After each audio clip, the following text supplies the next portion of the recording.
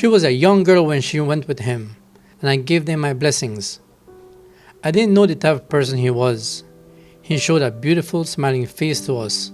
My two sons worked with him, and one of them asked Mary to return with them because her husband was mistreating her.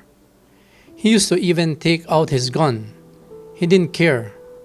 The thing is that he treated her so badly until now I'm finding out just how abusive her husband was to her. I used to call her every 2 or 3 days and used to ask her, "Daughter, are you okay? Are you okay?" And she would reply, "Yes, Dad, I'm okay." But she was clearly not okay.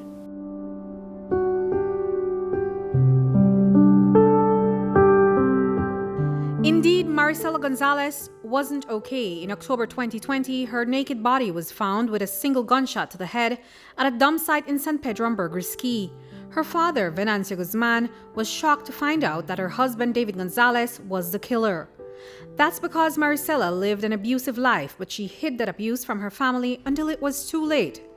There are many reasons women stay in violent relationships. This can range from fear to economic need. Some of these women rely on their partners in domestic violence situation because they are the breadwinner, for one. They feel like they are in love, and sometimes when domestic violence is being perpetrated, you have emotional abuse and psychological abuse and all the other sexual abuse involved in that domestic violence as well.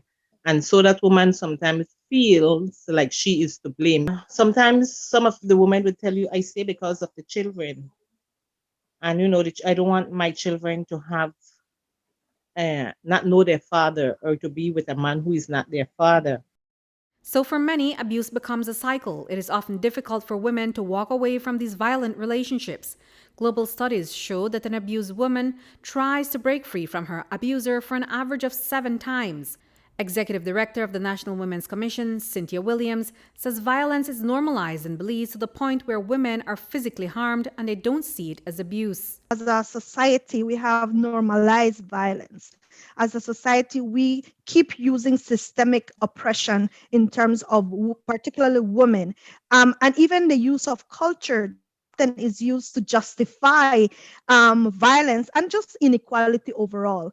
And so a lot of times we also use traditional cultural beliefs about how women should be treated. And so the fact that society has normalized unhealthy behaviors, a lot of people are not able to understand that in their relationship there is abuse. A closer look at the data from the past few years showed that the issue is a prevalent one with more than 2,000 reports of abuse a year. That violence has claimed the lives of 36 women between 2018 and 2019. In 2018, there were 2,061 reports of domestic violence.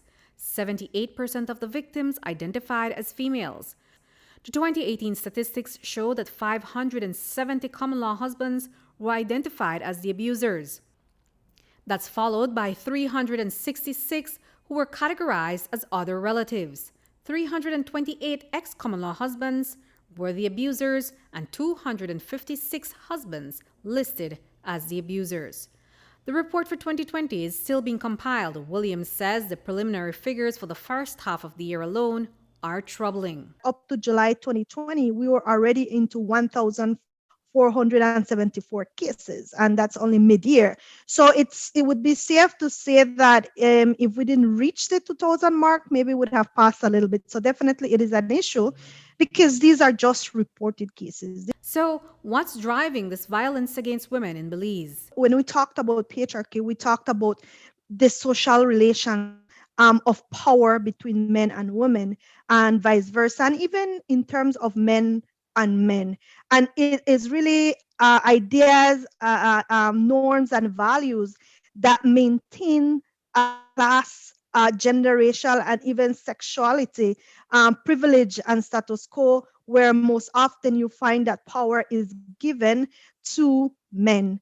And a lot of times they rely on keeping that power and control through violence. We also find instances where even legislatively, structurally, which is even worse because it really integrates those type of oppressive norms and values into our system. Along with these types of systems, we have in so many ways allowed or the message how power can also affect men negatively because they have to maintain this persona, and it doesn't allow them to communicate, it doesn't allow them to express themselves other than violence. So that is one of the areas that really are the underlying factors and causes of gender-based violence. Keep your head high, no woman no cry, make nobody mash up your life. People may try, no woman no cry, make. If you or someone you know is experiencing domestic violence,